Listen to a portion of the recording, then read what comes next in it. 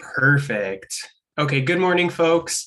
Appreciate you joining. My name is Sean Burns with the Tri-County Regional Energy Network, 3C-REN. I'm working out of the County of Santa Barbara. And before we dive into what energy consultants need to know about quality installation, or QII, with Russ King, who's here with us today, I'll roll through a few quick introduction slides so that we can get set up. Perfect. Next slide.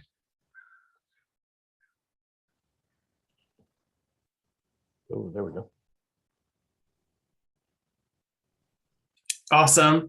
I'm sure we're all familiar with Zoom at this point, but just a reminder, we ask everyone to make sure they're on mute throughout the duration of the training. And if you would like to verbally participate, Russ will either invite you to, or you can raise your hand. That's under the reactions menu option down below on your Zoom screen. And we do encourage you to participate and ask questions throughout in the chat box as well. And if you'd like to, now you can also introduce yourself with your name, your position or job, and where you're coming from today. And then lastly, looks like y'all are already on it, but just make sure you have a first name, last initial, or your full name on your Zoom screen. That helps us take attendance and get you any learning units after the course. Perfect. And then we are recording today, as I mentioned, so appreciate that. And we'll send that out later. All right, next slide.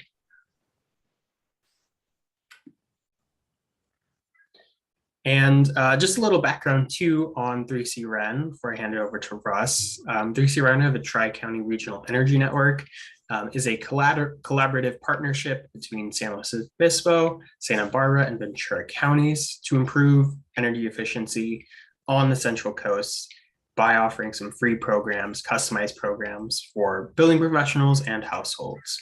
And we are funded by ratepayer dollars that we all pay into our utility bills, and we get some of those back to return to our region, which has historically missed out on some of these funds.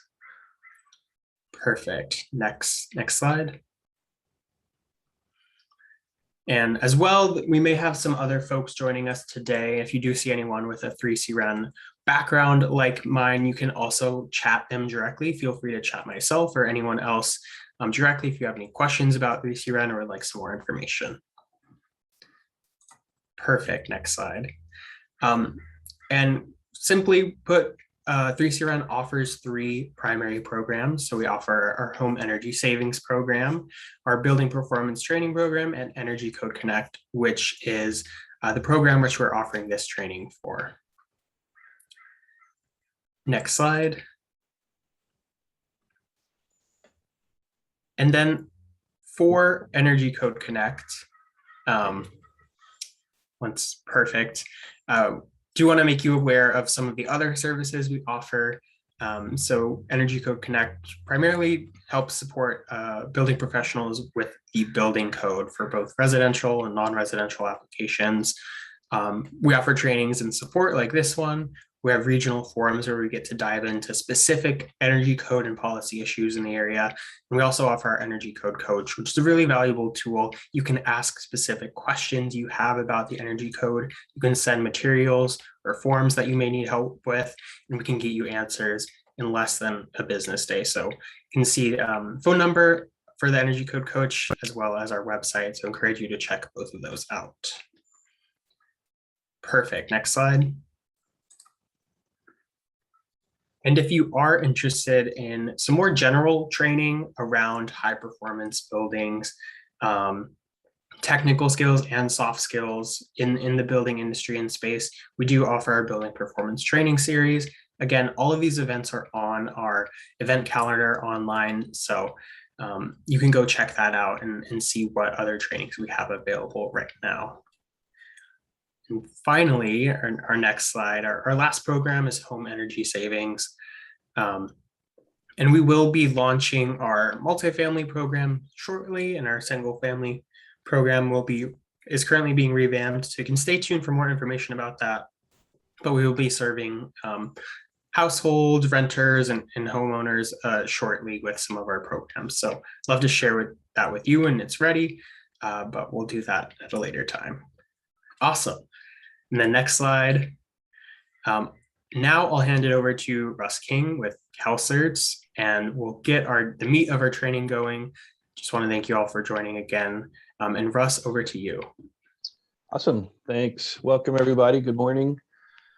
My name is Russ King, and I'm the Senior Director of Technical Services for CalCerts, which is a home energy rating system provider here in California. And we basically train and certify HERS raters, who are the special inspectors for the Title 24 Energy Code here in California. HERS raters are very different in California than they are in most of the rest of the country. Here they really serve more of an code enforcement purpose. And one of the codes, or one of the parts of the energy code that we deal with is QII. And QII stands for Quality Insulation Installation. And we're going to talk about that today. We have a similar class that's geared towards installers and contractors. This class is geared towards energy consultants. Energy consultants are the folks who help builders and architects determine what features are required in order to meet the Title 24 Energy Code. QII is mostly a new construction feature, so this primarily applies to new homes, but it can also apply to additions as well, but it's not quite as common. So the whole purpose of QII is to make sure insulation is installed correctly, and so the energy consultant is the one who sort of determines that yes, QII is required on your house, and then it's the builder's job to follow that. But the energy consultant does have some responsibility, and there's certain things they can do early in the process to make sure that it goes smoothly. QII is probably, of all the energy features that are HERS verified, QII is probably the one, I know for a fact, it's the one with the highest fail rate of any of the other energy features. So it's important that the energy consultant get involved as early as possible and make sure that there's this flow of information that happens to everybody once you determine that QII is required. And so that's what this class is all about. And then, as I mentioned, we have a similar class that's more geared towards the installers about how to do it correctly, how to install the insulation, the things that they need to do. Okay. All right. So it is a lot harder to make a house comply to the current code, which is called the 2019 code, than it was the 2016 code. Every 3 years, the codes are updated, and every 3 years, the code gets more difficult to meet. And the 2019 code is a lot harder than the 2016 code. The 2019 code, they call it the 2019 code. It actually took effect on January 1st of 2020, the following year. And then prior to that, we were under the 2016 code. So the 2019 code is a lot harder to meet. And what that means is energy consultants have to find a lot of the other options in order to make it comply. They have to have more features. And a lot of those features are required to be verified by a HERS rater, third-party verification. Okay. And so the fact that the 2019 code is more difficult means there are more HERS measures on homes. Okay. So coordination becomes that much more important. The other problem is that if a HERS measure fails in the field, sometimes you can fix it and sometimes you can't. For example, duct leakage. If you go out, the HERS rater goes out and tests the ducts and it does not pass the target duct leakage, which for new homes is 5%. Let's say the HERS rater goes out and measures it and gets 7%. Well, they can fix that. They can seal it and get it down to 5%, and then they pass and everybody's happy. The problem with QII is a lot of times when it fails, it can't be fixed. One of the most common reasons for QII to fail is that they covered up the insulation with sheetrock before the HERS rater sees it. That's an automatic fail. All right. And then at that point, your choice is to either remove all the sheetrock, which nobody's going to want to do, that's very expensive, or try to rerun the house with different energy features, try to model the house without QII and get it to pass. That is very, very difficult. In the 2016 code, it was possible. It wasn't easy, but it was possible that if a house failed QII, you could rerun the calcs, put different energy measures on there, maybe boost up the insulation, ceiling insulation, maybe boost up the efficiency of the air conditioner, or take credit for the actual windows that were installed, which might be a little bit better than what was modeled, things like that. They can tweak the energy code model and get it to pass.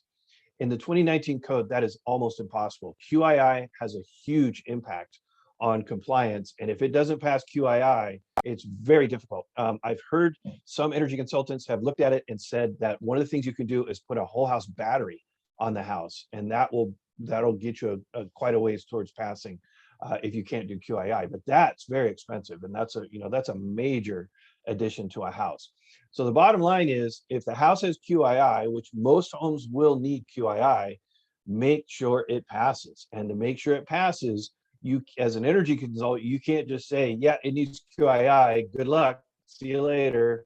You got to say, no, it needs QII. Here's what you need to do in order to meet QII. Please don't come back to me in 6 months telling me that you screwed up and QII isn't going to pass, and you're going to try to make me rerun it to get it to pass without QII. That's just not going to fly. Okay, so it's all up to everybody involved has to do their job in order for QII to happen correctly.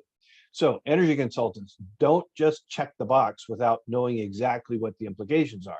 This applies to all HERS measures, but we're specifically talking about QII. In the energy compliance software, QII is literally a checkbox. You click a little box, and that sets this whole thing in motion that can make or break a project. So it's very important that when you check that box, you know exactly what you set in motion. We like to describe it as standing at the top of a snowy mountain, and you started rolling a little snowball down the hill.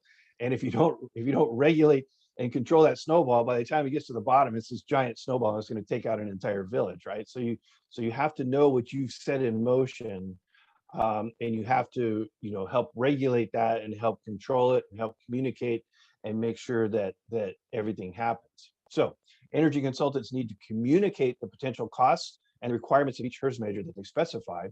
When you specify a HERS measure, and that's really easy to tell, you just look at the CF1R, the CF1R Perfo 1.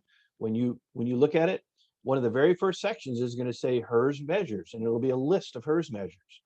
And then each one of those HERS measures has what we in the HERS industry call so for example, duct leakage. Duct leakage, it's actually called duct sealing. Duct sealing has a protocol. It's RA 3.1.4.3.1. All right. And that is what we call the protocols, is the actual step-by-step test protocols that the HERS rater goes through to test those. So it's very important that everyone who's installing these ducts know what that test process is so that they can make it pass. The same thing applies to QII. But all HERS measures, it's the same thing. If you want to know what the HERS measured protocols are for any particular HERS measure, there's this amazing table called RA2-1. In fact, if you just Google table RA2-1, just like it's written here, it usually comes up. Energy Code ACE has it on their website, and it's a list of all the HERS measures, and then there'll be a what's reference appendices section, RA section, right alongside of it, and that's the protocol. So I highly recommend that you at least send people the link to that. Say, hey, I had to model this certain feature on a house. It's kind of a weird HERS measure. Not many people know about it. Here's a link to the protocol so that your installers can understand what it's all about. Okay, and then the protocol actually RA 3.5, just so you know. Okay, all right. So QII is a protocol for the verification of properly installed insulation. All right. Now that's a little misleading because there's a lot more to it than just the insulation. A very, very important part of QII is the air barrier, the air sealing. Okay. Insulation, as great as it is, will not work if air is moving through it. Okay. If air is leaking through the wall and escaping out that wall, that insulation is doing nothing. The air is going in that insulation the same temperature as it's coming out. The insulation doesn't filter out the heat. Okay, insulation stops conduction, and if you don't stop in convection, which is infiltration, the insulation doesn't work. Okay, so we'll talk about that. And then QII, when it first came out, installers were like, who comes up with this stuff? Who's the crazy people that invented these rules of how to install insulation and stuff like that? Well, guess what? It was the insulation industry is where these numbers and these rules come from.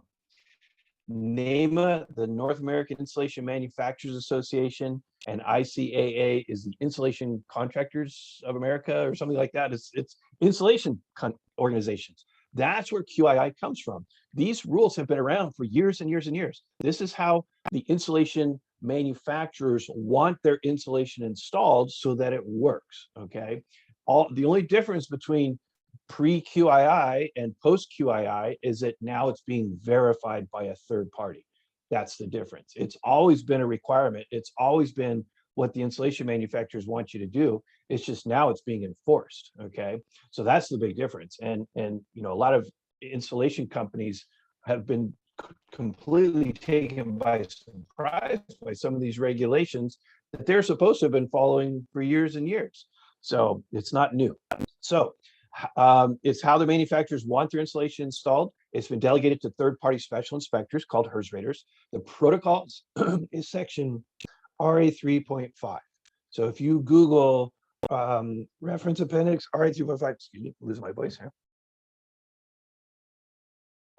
If you just Google that, it'll come up. Better yet, I'll give you an even better document. We basically took RA 3.5, which is the protocols, and we added a bunch of pictures and diagrams to it. We call it the CalCert's QII handbook, and I'll talk about that in just a minute. All right, so QII is actually a protocol for verifying insulation. So it's the rules that a HERS rater has to follow to go out to a house and tell them how to inspect. Well, that obviously also makes a really tool for installers. If they install insulation so that it meets the requirements of the inspection, it'll pass the inspection. So you can also use these protocols to give to installers. And that's kind of what I was saying. We took that and we sort of enhanced it to make it a little more usable for installers. So in the 2019 code, the biggest change between the 2016 and 2019 code related to QII is in the previous code, the 2016 code, it was like an extra credit. It was something you could do if you needed to. And so, you know, you had a house with a ton of glass and you had a house, you know, that was difficult to make comply. You can say, hey, let's do this QII and get a little extra credit to make it pass the energy code. Well, in the 2019 code, it's no longer an extra credit. It's on the house you're being compared to. Okay, so QII is on the house that you're being compared to in order to meet the energy code. Your proposed house, the house that you want to build, is being compared to what's called a standard house that has certain features on it. And the proposed house has to use same energy as the standard house. Well, the standard house now has QII on it. So if you say, now I don't want to do QII, you're at a disadvantage now. You've just dug a hole that you have to dig out of with other energy features. Okay, so if you say, I don't want to do QII, you're gonna have to do a bunch of other stuff to the house to make up that difference. Whereas in the past, you could say, I'm gonna do QII as an extra credit. You can't do that anymore. So that was a big thing. So the net result of that is more houses require QII than in the previous code. All right, you can still model it away if you want to. It's just really difficult. It's very expensive. All right. The exception to QII is additions less than 700 square feet. Okay, they don't have it as a prescriptive measure, but all new homes, if it's a new dwelling unit like an ADU, even if it's less than 700 square feet, it does require QII. But if it's an addition, if you're adding on to an existing house and it's less than 700 square feet, you do not have it as a prescriptive requirement. It's not on the house you're being compared to. Okay. All right.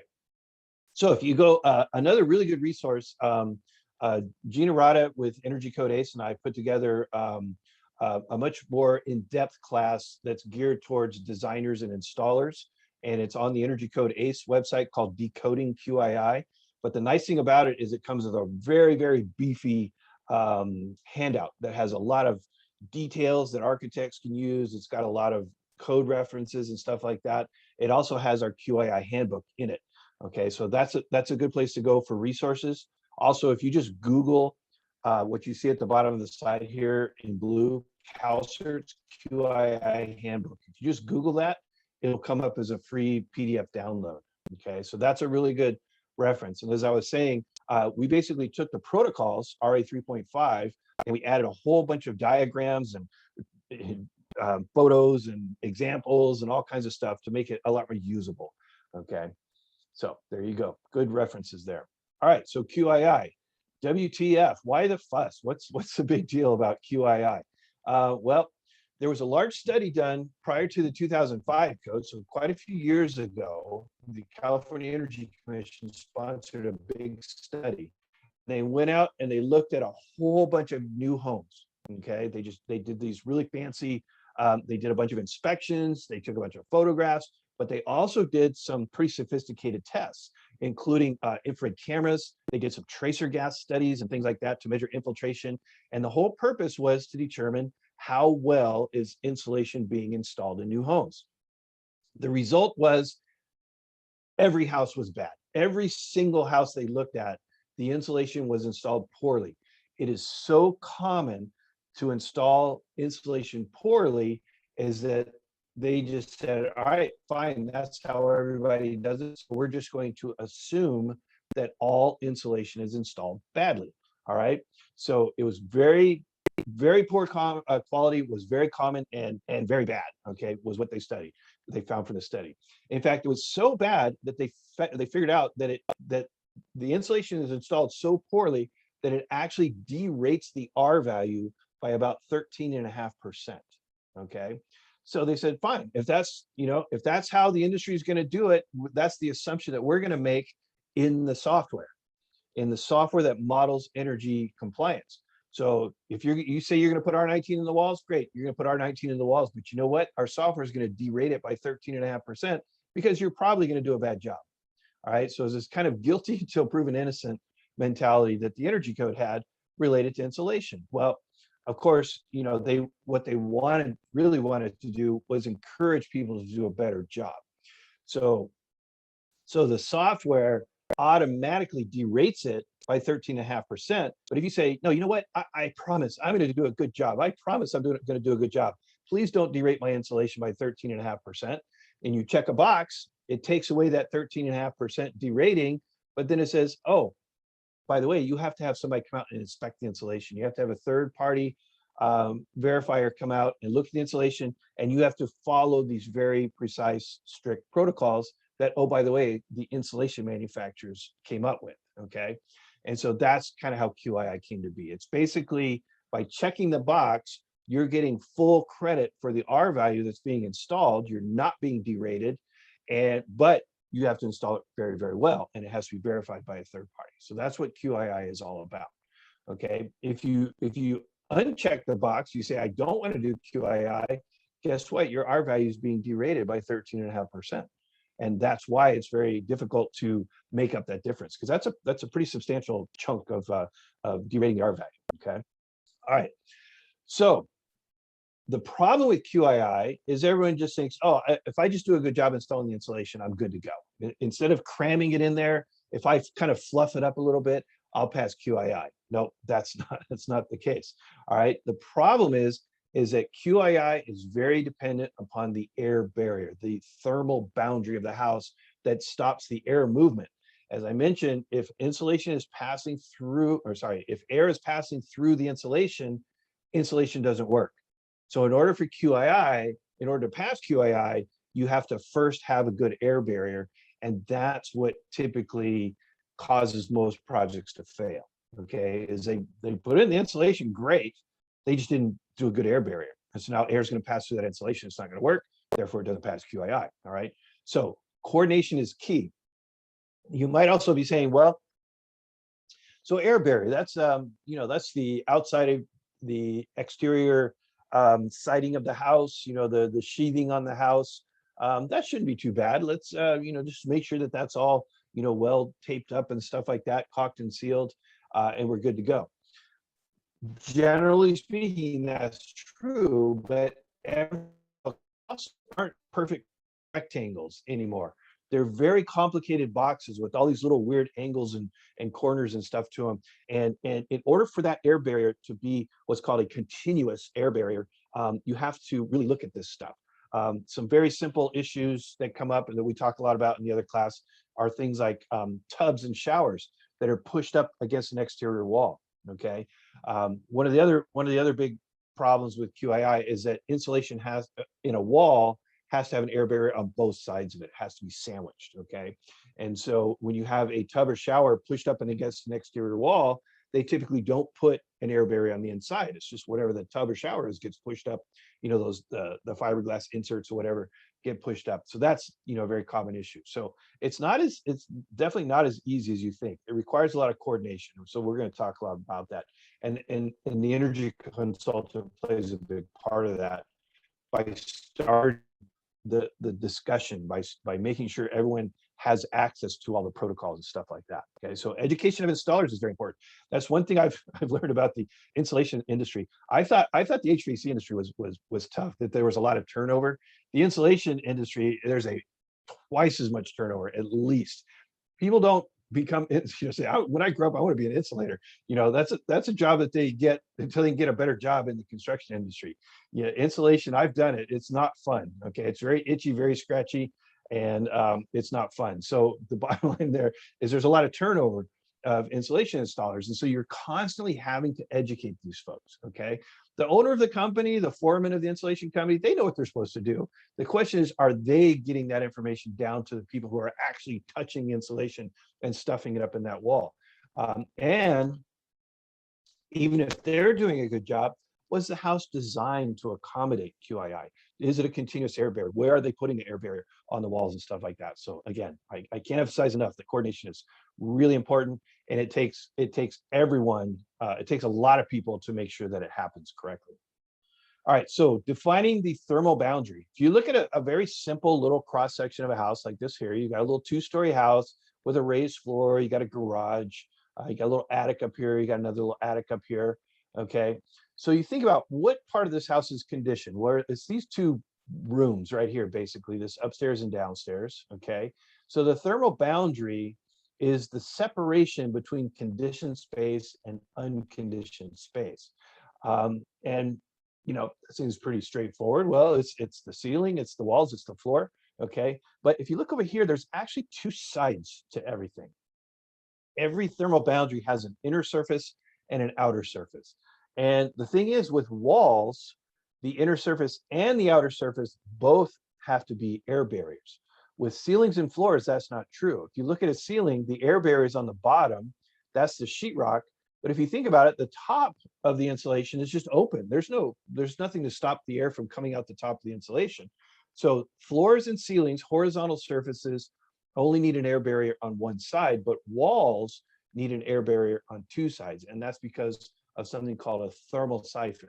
Okay, a vertical surface, if it doesn't have an air barrier on both sides, and I have a diagram for this, air will rise and then fall and then rise and fall, and air will circulate through that vertical surface unless there's an air barrier on both sides.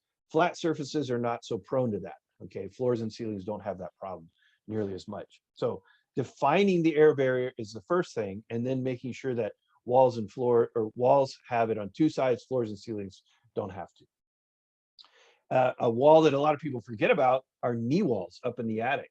You know, you've got a vaulted ceiling, so if you climb up into the attic and you look at the back of a knee wall, usually you'll see the insulation. Okay, that's not allowed anymore for QII. You have to cover that up with sheetrock or some other air barrier.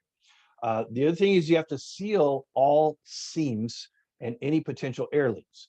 And the best way I can describe this, and I probably say this on the phone 3 or 4 times a week, is imagine the house is under pressure. Imagine you have a blower door hooked up to this house and you're pressurizing this house.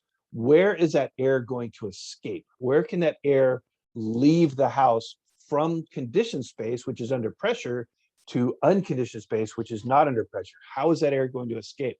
So one really common place is at the top of walls, even interior walls. So you have sheetrock on the interior of this wall, and this is pressured. Up here is not pressured. So air is going to want to pass through here. Well, usually that seam in the sheetrock is taped and mudded and painted. So air is not going to pass right through there. But what happens is all these walls have outlets and switches and plate covers and stuff like that. So that pressure from the house gets inside the wall cavity, and then it's going to want to go up, and then it's going to want to pass between the top plate and the sheetrock. Is a very, very common place for air to leak. So that has to be sealed. So this A here, this is all these diagrams, by the way, are from our QII handbook. So it'll tell you that A is the joint between the sheetrock and the top plate. That has to be sealed. Any kind of hard covers that you have in the ceiling or in the attic, those have to be sealed. When you have two walls next to each other, if you have a double studded wall next to each other, the seam between those walls, this item C right here, that has to be sealed. If you have any flue pipes, any ducts, any vents, anything like that, there has to be some sort of air barrier, okay? And then it has to be sealed between the duct and the air barrier. If you have any kind of masonry going up through your attic, that needs an air barrier around it as well, okay? So there's lots and lots of places that need to be sealed, okay? Any penetrations in the top plate, whether it's for copper water pipes or PEX or waste vent pipes or wires, or just sometimes knot holes. Sometimes top plates just have holes in them because they're wood and there's knots in them. All of those have to be caulked or foamed or sealed somehow to prevent air from passing through. And this is only when that top plate separates conditioned space from unconditioned space. If this was between floors, between first and second floor, you don't have to do it. But when this is a top plate and on the other side of that top plate is attic space, that's when you have to do this, okay? Also in the sheetrock of the house, there's a lot of penetrations in the ceiling. You've got exhaust fans in the bathroom, you've got electrical boxes in pretty much every room where you have a light or a ceiling fan in the middle of the room. There's a hole in the sheetrock there. Registered boots, fire sprinklers are a problem too. As far as fire sprinklers are concerned, the Energy Commission has pretty much punted on that one.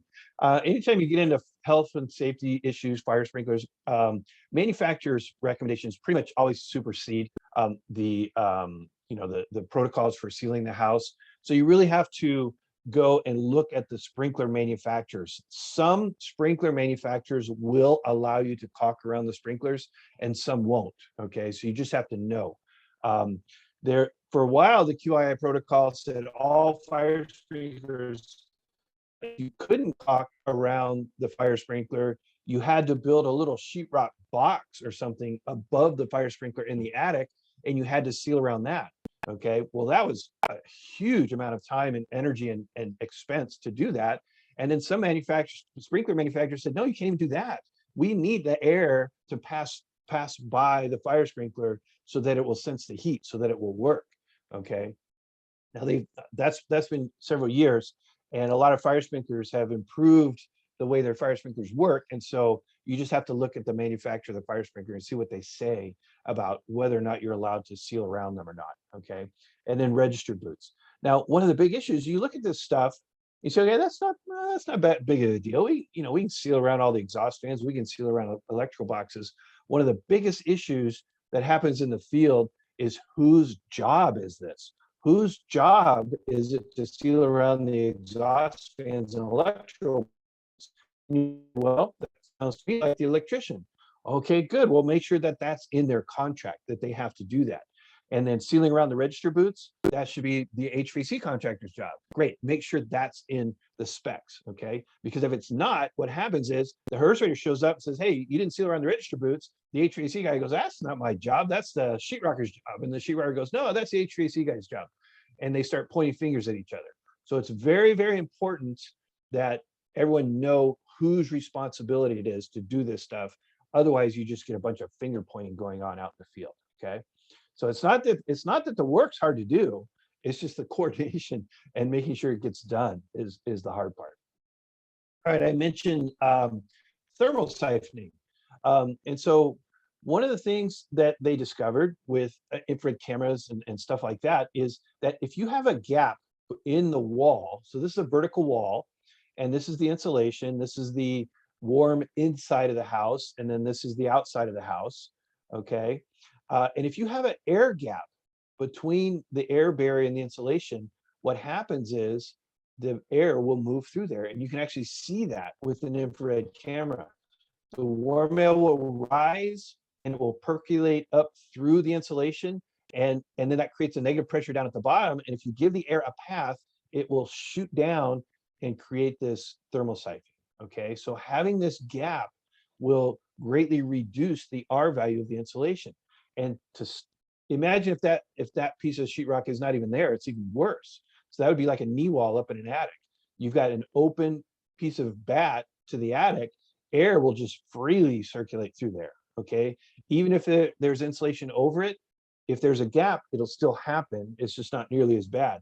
So the way to stop that, the way to get the full R value from the insulation is to make sure the insulation is in contact on both sides. Okay, so that's what this diagram to the right is. Right. So if you think about a stud bay, okay, a typical cavity in a wall, when you put the insulation in there, there's actually 6 sides, right? Like a dice has 6 sides to it. A rectangular box has 6 sides to it. So the 2 main sides that people think about are the front and the back, right? That's a big open spot that you see before the sheetrock goes on. But there's 6 sides all together. So there's front, back, there's left, right, top, and bottom. The insulation has to be in contact on all 6 sides, okay? If it's not touching on the front or back, we call that a void. If it's not touching on the sides or the top or bottom, we call that a gap, okay? So no voids, no gaps. Now, if you were to take a slice through a wall and look down through a wall, a lot of these stud bays have some sort of obstruction, whether it's plumbing or wiring or an outlet box or something like that, and those frequently get in the way. And so what you have to do, and what is so common that you see, and one of the reasons that, you know, if guilty until proven innocent, is that when you have wires running through a stud bay, what they would typically do is just take that bat and just cram it over the top of that wire. Well, then what happens is that wire holds the insulation out, so there's a gap or a void behind that, and that creates the thermal siphon. So how do you avoid that? Well, you have to cut the insulation and tuck it in on the top and bottom. So now you start to see, all right, now we're starting to have to take a lot more time and effort to make this insulation work correctly. That's going to drive up the cost. That's going to take longer to do and drive up the cost. So if people aren't taking that into account, you get a lot of resistance out in the field. Okay, so if you have a pipe, what you can do is you cut the insulation right here, you tuck it in on one side, tuck it in on the other. You can trim the insulation around an outlet box, put a little piece behind it and stuff like that. Fiberglass bat comes in layers, and you can take it and you can split it into layers. We call it delaminating it. And you can split it into layers. You can tuck half behind the wire, put the other half on top of it and stuff like that. So that's kind of what you see in this diagram down here. Okay, this is kind of an oddball situation, but in a lot of new construction homes, you'll see what we call architectural pop outs or architectural bump outs. It's basically where they box out the wall around a window typically, or around a door, just kind of give it a little architectural interest, you know. Well, those look great. They take a lot of extra wood, but the real challenge is, how do you insulate those things and maintain the 6-sided contact? Okay, and so what we have here is we're looking down on a wall. Okay, and here's the window, and you've got these architectural pop outs around this window. Okay, the simplest way to insulate this wall and maintain 6-sided contact is to just go along the main wall, just kind of the same plane that the window is in, like this. Okay, but look right here in this box where they've boxed this out. Now you have to add a piece of sheetrock right here so that this wall has 2-sided contact on both sides. Okay, same thing over here. Well, that's a lot harder than it sounds. You have to have a little nailing spot for the sheetrock on both sides in order to nail that sheetrock to. So you have to have a little piece of wood to hold that sheetrock in place. The other option is to line the inside, okay, and insulate this wall here. Well, that's a lot more work, right? It seems like, and it probably is. Or just fill the whole bloody thing up with insulation. Just completely fill this whole cavity with insulation. That's an option too. And then your 2-sided contact is the outside of this box. So sometimes this is easier. It depends on the depth of this pop out and stuff like that.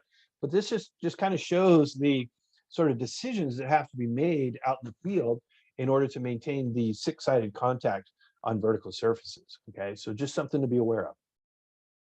The other thing is, if you go into Home Depot or Lowe's and just walk down the insulation aisle and look at the bags of insulation for bats, and you'll notice that they come in different widths. Okay, most walls are 16 inches on center.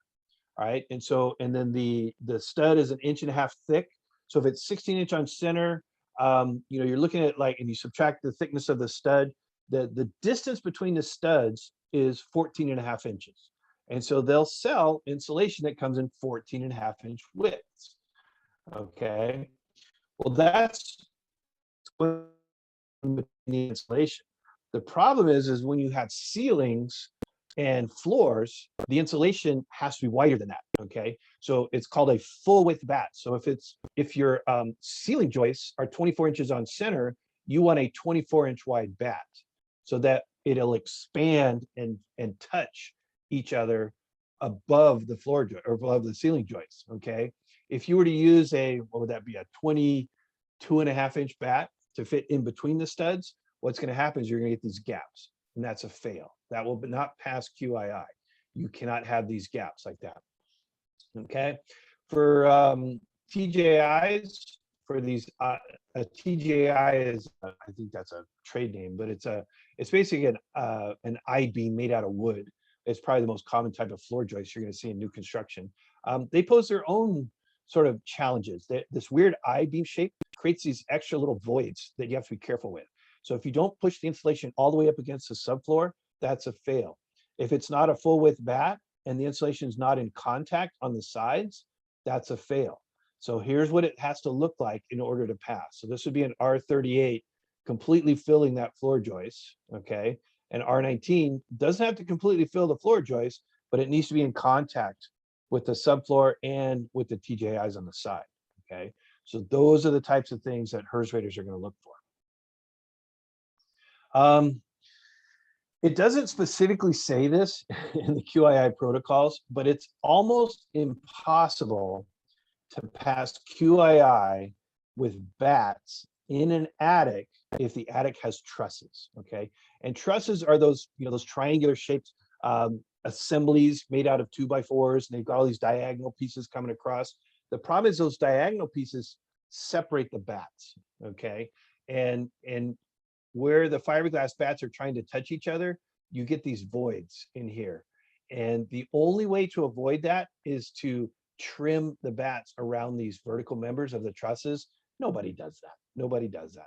All right, looking down on it, here's what you'll see. This vertical piece coming up between the bats keeps these little gaps there, and air can get down into those gaps, and those gaps run all the way down through here. So technically that is a void, that is a gap, that does not meet QII, okay? The only time I've ever seen it pass was they did it with bats, and then they came back and they blew insulation in over the top of these bats, and it filled these gaps, okay? They used blown-in cellulose. So the bottom line is, it doesn't say this in the protocols, but it's kind of what it's sort of worked out to be, is if you have trusses in an attic, the only way to pass QII is with some sort of blown-in insulation or spray-on foam, but that usually goes at the roof. Okay, so just be aware of that. Okay, coordination. I mentioned coordination. We put this little matrix together. We call this the QII matrix. And what this is it shows the rows across the top are your different stages of a construction project, okay? And different people call them different things. This is just kind of an example. So you've got your pre-design stage where you're thinking about, designing the house, you're in your preliminary plans, and then you got your design phase where you're actually really getting more detail into it, and then your design review where it goes to the building department and they review the plans. Then you start grading the lot, then you start framing the house, and then you have rough-in, insulation, drywall, finish, and then final inspection. Okay, different construction companies, different people call these different things. They have different names for them. They may have more or less stages of this. This is just an example. Okay, and then down the left-hand side, the rows, these are different people. These are different responsibilities. So you've got the energy consultant, you've got the builder or architect, kind of the person with the overall design responsibility. Then you've got the HERS rater, the third-party special inspector. You've got the insulation installer. You've got the framer, the drywall installer, and then miscellaneous trades. That could be the electrician, the HVAC contractor, a bunch of different people. Okay. All these people have something to do in order to make QII pass. Okay. And so anywhere, any of these boxes that you see text means that that's something that somebody has to do at a certain stage of construction in order to make QII happen. Okay. And this class is dealing primarily with energy consultants, so we're just going to focus on them. They're up here, and they're the ones who basically say, "Yep, you need QII in order to pass the energy code. You need QII," and then you tell the builder or an architect, and then they need to continue that flow of information. Okay, so the best thing an energy consultant to do is give them a copy of this diagram and say, "Here, I'm telling you, you need to do QII. Here's what you need to do from this point forward to make sure it happens correctly. Here's a copy. Here's a link to the Counselor's QII handbook. Here's a link to the protocols. Here's a link to this. Here's what you need to do. Make sure they do this. Talk to your HERS rater." Okay. If you have a QII project, we highly recommend that you talk to the HERS rater as early as possible and say, "Hey, would you mind coming out, early in the framing and kind of point out a few places we need to be careful of to make sure that we're not going to run into some issues later on when you come out to do your final inspection." Okay. Just stuff like that. So the flow of information is the energy consultant specifies QII, and then you have to tell the builder and architect and HERS rater, "All right, folks, it's in your plate now. Make sure this stuff happens." Okay. Give them a copy of this diagram, give them a copy of the handbook, and tell them, "Look, do not call me in a few months and say, 'Oops, you screwed up and you can't pass QII,' and try to get me, the energy consultant, to rerun your house and make it pass, because that's going to be a nightmare." Okay. So if you don't do all this stuff, you tell the builder, and then the builder just stops and forgets about it. And then it gets way out here at final inspection. The HERS rater comes out and it fails. Oh crap, we failed. Now we got to fix it. Okay. That's way too late in the process to find out that you can't do QII, because then it's going to come back to the energy consultant and it's going to be almost impossible to make that house pass.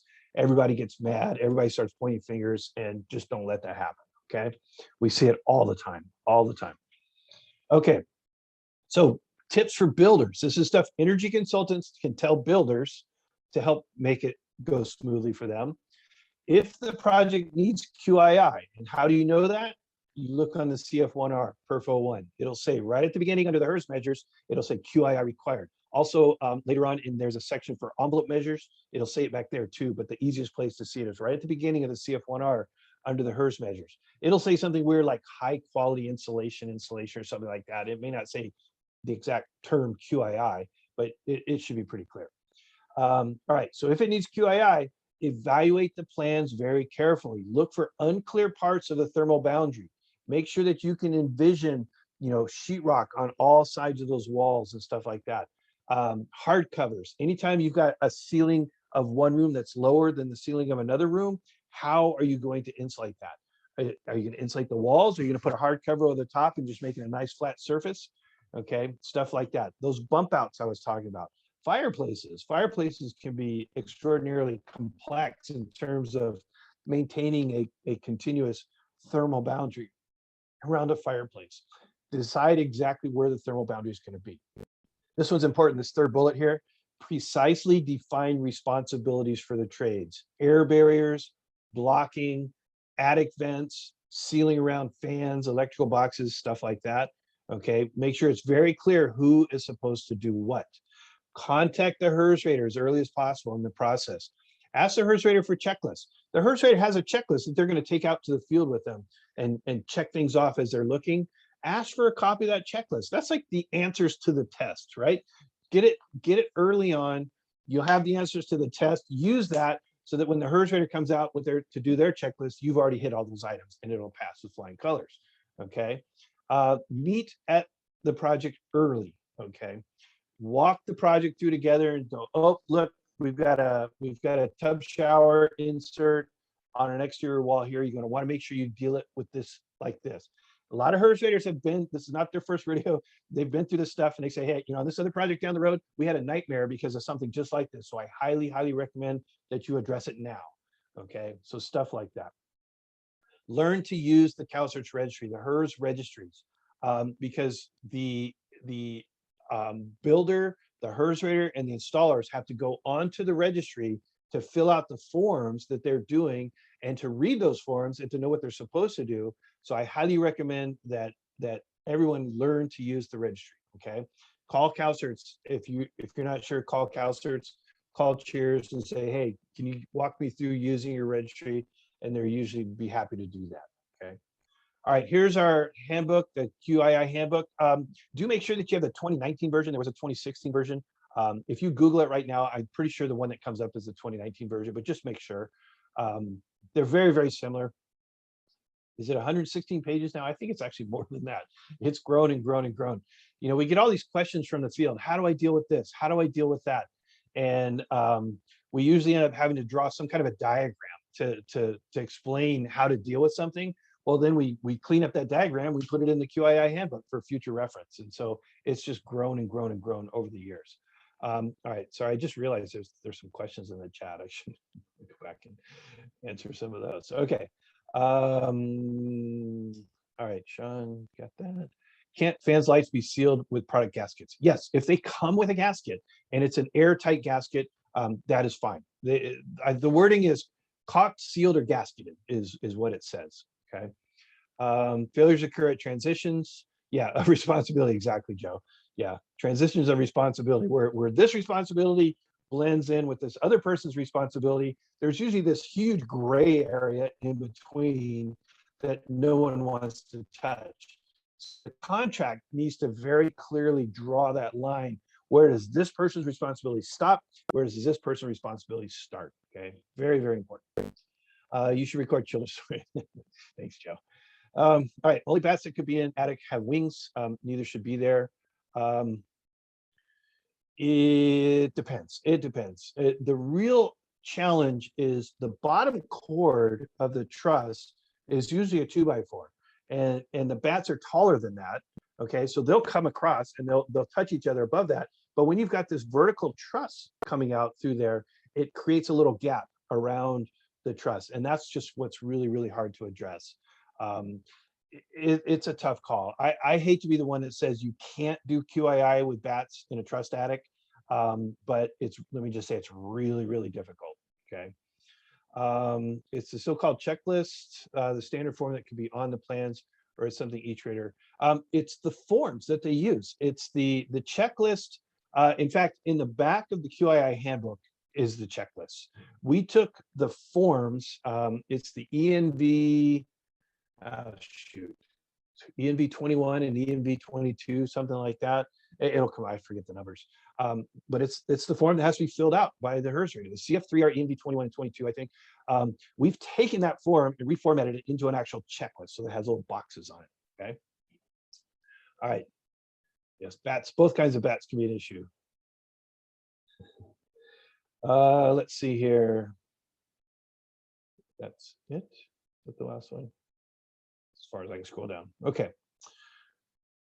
All right. Funny you should mention that, Joe. We have a bridge out here close to us that in the evenings during the summer, 80,000 bats come out every evening at sunset, and they just come out. It's really cool. So we go out there all the time. It's about 2 miles from our house. All right, different kind of bats though. Those aren't fiberglass bats. Those are real bats. Okay. All right, QII handbook. Go ahead and Google it and download it. It's a free PDF. Feel free to email that to your clients, to installers and stuff like that. Here's kind of what it looks like on the inside. We got a lot of pictures, a lot of diagrams. We talk about draft stops. Those are important. If you go up into an attic of a house that's being built, architects just love, having different heights of rooms. As you're walking through a house, you've got these archways between the rooms. You've got, your bathrooms might be at 8-foot ceilings and your living room might be at a 10-foot ceiling. And so when you're up in the attic, you've got all these different levels, and that makes it really hard to insulate.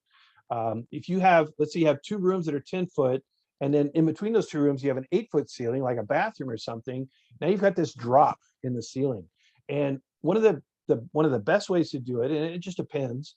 One of the best ways to handle that is to create a hard cover across those 10-foot ceilings, and so that you have a flat surface to insulate, instead of insulating 10 foot down 2 feet across the 8-foot ceiling, come back up and then insulate across. Sometimes it's better to just make it flat as you can. So that's what drops and hard covers are all about. Prevent insulation from falling down into voids. Okay, I've seen that. I've got some amazing photos of this project that had these archways between each, like between the living room and the family room, they had this huge archway. Well, if you go up in the attic and you look down, you can see all the way down to the slab. And when they blew the insulation in the attic, it literally fell down through these archways all the way down to the concrete floor. In these archways were like 18-inch squares. And so you just got to be really careful about that. Tub and shower inserts, I mentioned that several times. What happens is if you don't put sheetrock behind it, the interior air barrier becomes that fiberglass tub insert, and that's just not a good air barrier. Okay, you can't have insulation touching it; it's very difficult. So you need sheetrock behind that. Okay, spray-on foam. Spray-on foam is becoming more and more popular. From an energy consultant's perspective, just realize that there's two kinds. There's open cell and closed cell, sometimes called high density and low density, or high density and medium density. Just be aware that there's two kinds. The energy consultant will specify an R value, and then the builder has to say, okay, how can I meet that R value? Which kind of insulation am I going to use to meet that R value? Energy consultants need to know, the thickness of the wall so that the R value they specify will fit in that wall and things like that. But after that, it's kind of up to the installer to make sure that the air barrier is met and stuff like that. One of the interesting things about spray-on foam is that it's also the air barrier, but only if you make it thick enough. Okay, and for open cell foam, in order to be an air barrier, it has to be at least 5.5 inches thick. For closed cell foam, it only has to be 2 inches thick to be an air barrier. Okay, and sometimes you can meet the R value without having the full thickness of the stud bay. And what happens is then you get a void. That's okay on spray-on foam because the foam is acting as its own air barrier. So it's okay if there's a void behind the sheetrock if it meets the R value. Okay. The other thing, actually, is a later slide, but the other thing to be aware of is the energy compliance software assumes a default R value per inch for open cell and closed cell foam. Okay, and if you specify a non-default R value, that triggers a special inspection. Okay, so just be aware of that. We'll talk about that. I think it's the last slide. It's coming up here in a second. All right. Attic venting. Attic venting is a big deal. You don't want insulation, you don't want air passing through your insulation, but you do want air passing through your attic. That's very important. Okay, most of my background is HVAC design and stuff like that, and I have seen where inadequate attic venting causes very uncomfortable homes. And one of the reasons they don't have adequate air venting in an attic is that the insulation is covering up those vents. So this diagram here from our handbook, if you walk around a house, you see those eave blocks. The older ones have what we call bird blocks. They're just little circles drilled through the holes with screen over it. Those are terrible. They have almost no air movement through them whatsoever. Some of the better ones are just like a big mesh opening. Okay, there's a lot of different kinds, but the problem is if the insulation on the inside covers that up, it reduces the air movement. It's funny when you don't want air to pass through insulation, it does. When you do want air to pass through insulation, it doesn't. And so with attic venting, you want to baffle those vents. So if it's blown in insulation, there's going to be either a cardboard or they make plastic baffles that keep the insulation down away from the vent to allow the air to pass through there. Okay, so part of passing QII is to have properly vented attics. All right, not something you would normally think about. Okay. Sometimes on exterior walls, the way they frame an interior wall, they spread the studs apart like this. And what that does is it allows an edge for nailing the sheetrock to. Well, the problem is that on the outside of the house, it creates this channel that has to be insulated, okay?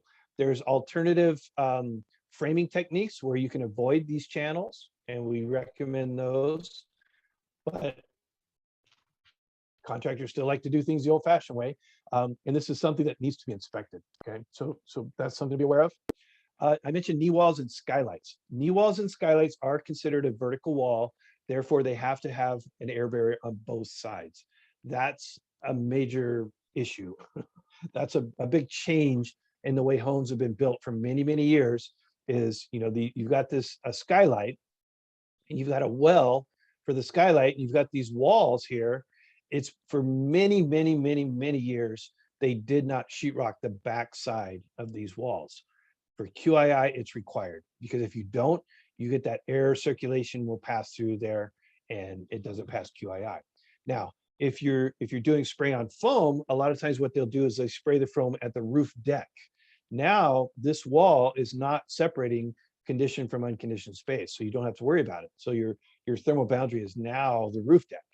But if you're insulating at the ceiling, the thermal boundary includes that knee wall. Okay, so just again, defining your air barrier is very important. Window and door headers. This is probably my least favorite topic of QII, because I just don't like how it's handled in the protocols. The way the protocols say is it has to be on the interior side. And when I asked the Energy Commission, why does it have to be on the interior side? They said, so that you can see it, so that it's inspectable. Well, what if you can see it? Can it be on the outside? If you can see it, can it be on the outside? And they said, well, that's not how the protocols are written. All right, great. Well, personally, if you can see it, I think it's fine. Whether it's on the inside or the outside, if the HERS rater can see it and verify that there really is insulation there, I think it's fine. Okay, so I'm a rebel. All right, you throw me under the bus if you want to. But the protocols say to pass QII for 2x4 framed walls, you have to have an R3 header insulation. Okay, for 2x6, it has to be R5 header insulation. The protocols say it has to be on the inside.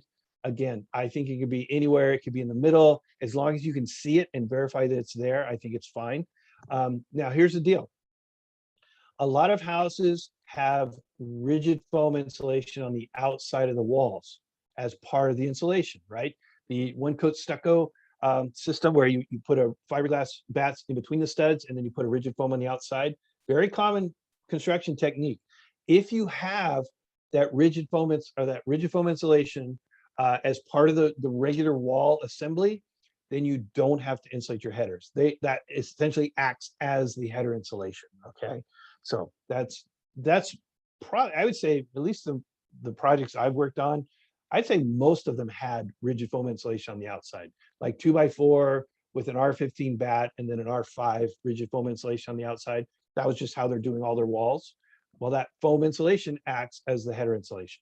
Okay, but it depends on your climate too, what kind of construction they're using. All right, so do be aware of that. Yeah, it's just, we get a lot of these from the field where the rater calls us up and said, hey, they didn't insulate the headers, what do I do? All right, you failed QII, it's part of QII. So make sure everyone is aware of this. I've talked to several structural engineers and said, you know, why do you call out a full width header above a door? And they'll say, because it's easier. It doesn't need that full width header in most cases for a typical wall. It just needs a header, but a full width header is just easier to frame. You don't have that gap there. And so just be aware of that. So talk to the structural engineer and go from there. Unvented attics are becoming more popular. And just be aware that if you insulate at the roof deck of the attic, that this attic is not considered conditioned space. It's within the conditioned shell, but it's considered indirectly conditioned space, or it's not true conditioned space. The Energy Commission has not come out and said, yes, we're going to call that conditioned space, because it's technically, well, it depends on your definition of conditioned space. The bottom line is, even if you insulate at your roof deck, this is an unvented attic, okay? There's no venting in this attic. If you insulate at your roof deck instead of at your ceiling, the attic still is a different temperature than the house, okay? And they need to take that into account. It's not that big of a difference. I've been in insulated attics. In fact, this lower picture here, this was a Pulte Homes retirement community in Las Vegas, of all places. And this is how they insulate their attics. They hung this fabric and they blew insulation in behind the fabric, and it looked like an upholstered attic is what it looked like. But this attic here, it was probably 112 degrees outside. The house was at 78 and this attic was like at 82. All right, so 4 degrees warmer than the house. Not that big of a difference, but the air condition, the furnace and all the ducts were in the attic too, and they leak a little bit. And so that helps condition that attic space up there. So just be aware that this is not considered conditioned space. So you cannot, if you put your ducts up here, you cannot say ducts are in conditioned space until further notice. That's the ruling that we've gotten from the Energy Commission. So be aware of that. There's something else called a high performance attic. A high performance attic is where you have insulation at the roof deck, but that's not your main insulation. The main insulation is at the ceiling, and then you also have insulation at the roof deck, and then that's a vented attic. So you've got air passing through the attic underneath the insulation that's at the roof deck. So that insulation that's at the roof deck, all it's doing is preventing the heat from radiating into the attic to make the attic get hot.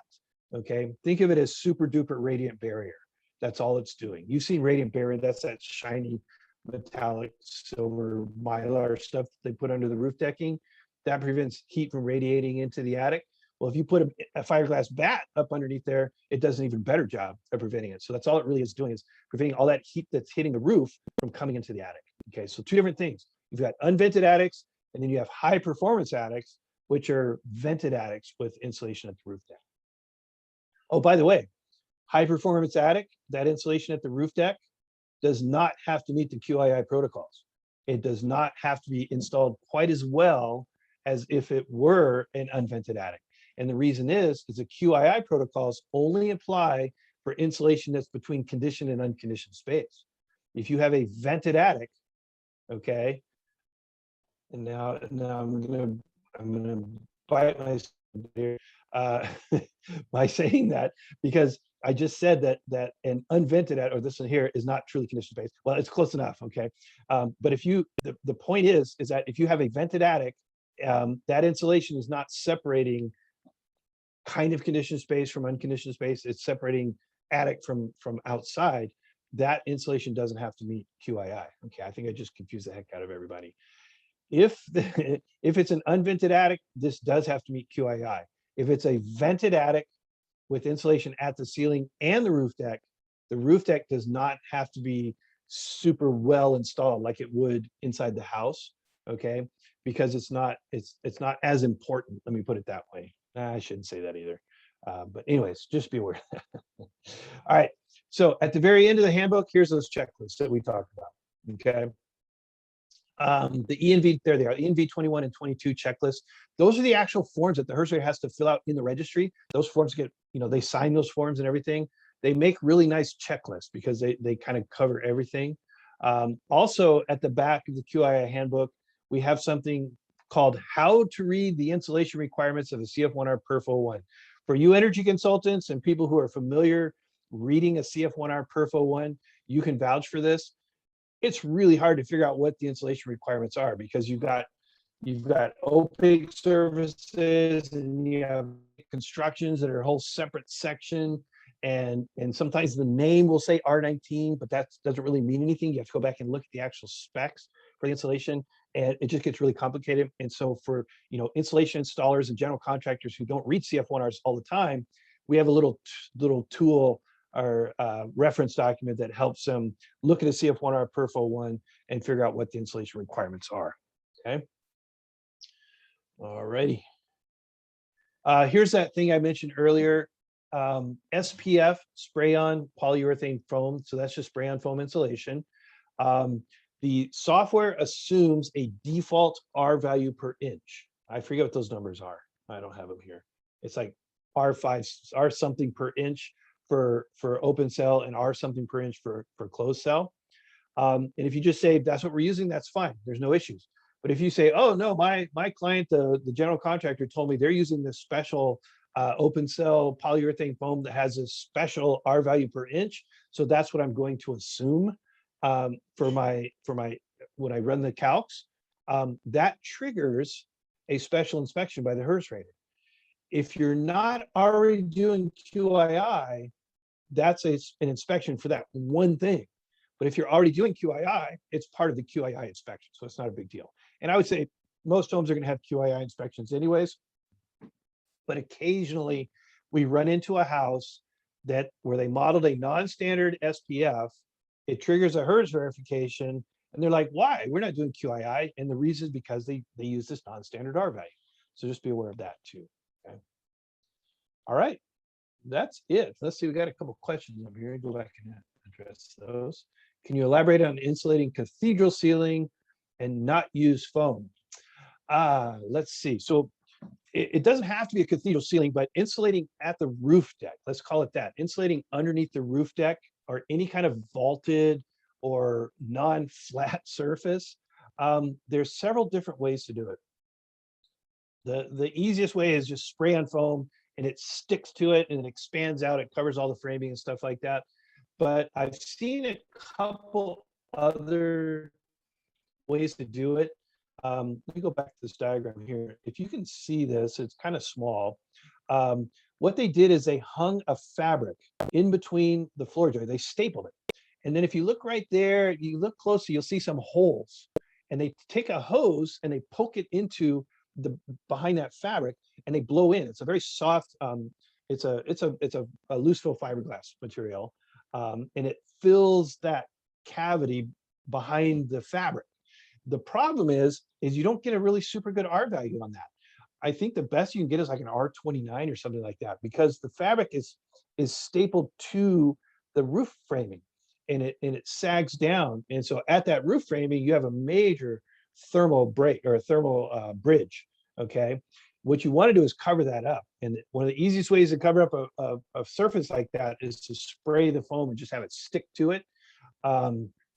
Let's see, there's a company that makes a special insulation that has a paper backing to it, and you push it up there and you staple through the insulation, and the insulation pulls past the staples. The paper holds it against the roof deck, and that insulation will kind of fluff out. I forget, drawing a blank on the name of that company. Maybe there's more than one. I don't know. So there's not a whole lot of options for doing that. If it's a roof deck of a vented attic, it doesn't have to be that great. But if it's a roof deck of an unvented attic and that is your primary thermal boundary, then you have to do a good job on that. Okay. All right. Obviously, Joe, you don't like foam. Yeah, there's, foam is having its issues. If anyone is using spray on foam, research it very carefully.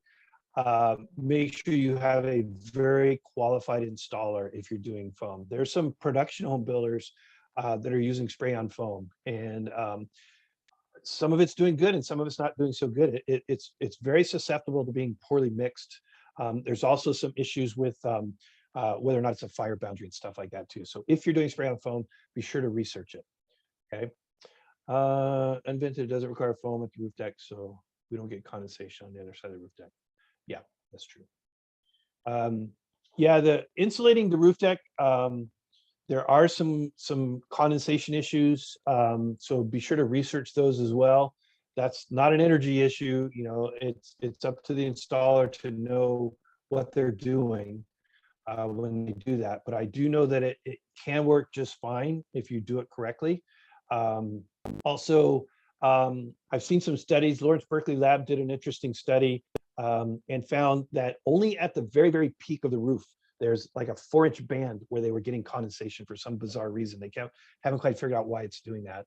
But something to do with the physics of the heat rising and the psychrometrics of the condensation and stuff like that. So yeah, I like to throw out big words like that. All right. I think we got all the questions. If there's any other questions, feel free. Sean, I think there's a couple wrap-up slides here we need to get to. Oh, some more resources. Yeah, feel free to contact us at CalCerts, support at CalCerts. Okay. Do you have any questions filling out the registry? If you need help using the registry, if you need to get a copy of the QII handbook and stuff like that, feel free. Just Google it. It's real easy. And then Sean, I think let's see. I think this is yours. Yep. Yeah. This is mine. And thank you, Russ. And I will pull up a quick 4-question poll while I run through some of the things on the screen. Again, thank you for joining us. We will have the slides, the video recording, some links, and a feedback survey coming to your inbox later today, as well as a link to our code coach, which you can also ask questions. And Russ, I think I've linked your email as well in there too, if folks would like to reach out as well. So that's coming later. And then again, just check out 3cren.org/events. We have some upcoming certified energy analyst exam prep workshops coming up. And those will be followed by actual exams in San Luis Obispo and Ventura later at the start of October. And then we have some other courses in September, ADUs for real estate professionals. So feel free to share if anyone in your networks, if anything seems interesting. And we have quarterly cohorts designed to talk about some of the stuff we learn about in these trainings about high performance buildings and incorporating them into your business, and what is the actual value of that? How can you communicate that to clients and customers? If you're interested, more information is on the website as well. But with that, looks like some folks have participated in the poll. Really appreciate that. I'll leave that open for a second. But Russ, I think that's it. If there's any other questions, we can take care of those and then end the course for the day. Yep. Michael asked for insulated headers, if you can only use rigid insulation. It doesn't say what kind, to be honest. The vast majority of ones I've seen, that's what they use, is some kind of rigid board insulation. I think primarily because of the shape of it, and it fits in the header easily. But if you could use spray-on foam, if you could fit a bat in there, it would pass. All you have to do is meet the R value. So any kind of insulation will work for insulating headers. I just think rigid is probably the easiest, and that's why it's what you typically see. All right, cool. Thanks, everyone. Hope to see you at another one. Awesome. Thank you very much. Appreciate it. And thank you, Russ. All right, you're welcome. See you guys. Bye.